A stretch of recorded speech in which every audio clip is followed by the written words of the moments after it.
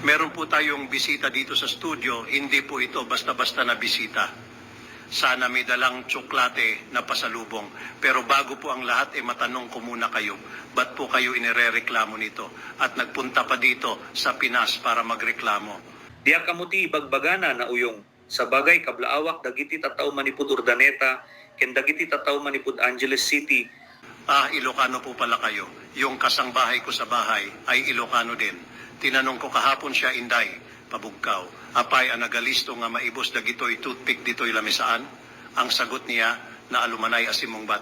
Diak amo amaam kadagitoy ubing. Tano siyak ti manggala dita keti subsublik metlang at dagos. Edi wow.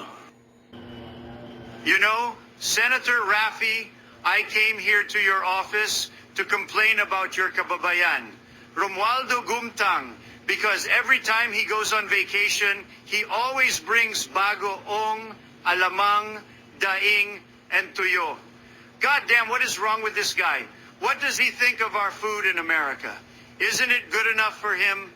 You know, Mr. Tulfo, if you can't find a way to stop him from bringing smelly food, we won't help you if the Chinese attack you.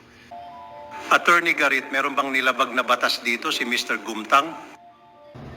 Ang totoo walang nalabag na batas dito si Mr. Gumtang, masyado lang paepal itong si Trump. Sabi sa batas ng US that the stinky, bagong, and tuyo are no longer banned provided they are declared upon arrival. So una po, maliwanag pa sa sikat ng araw, ang kasagutan.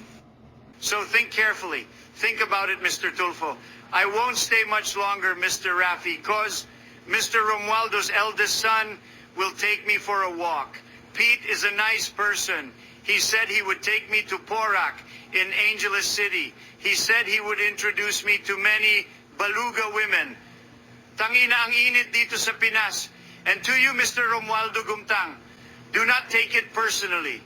A lot of people are saying, Donald, you're the most amazing guy. You're brilliant. You're handsome. You're rich. You have everything going for you.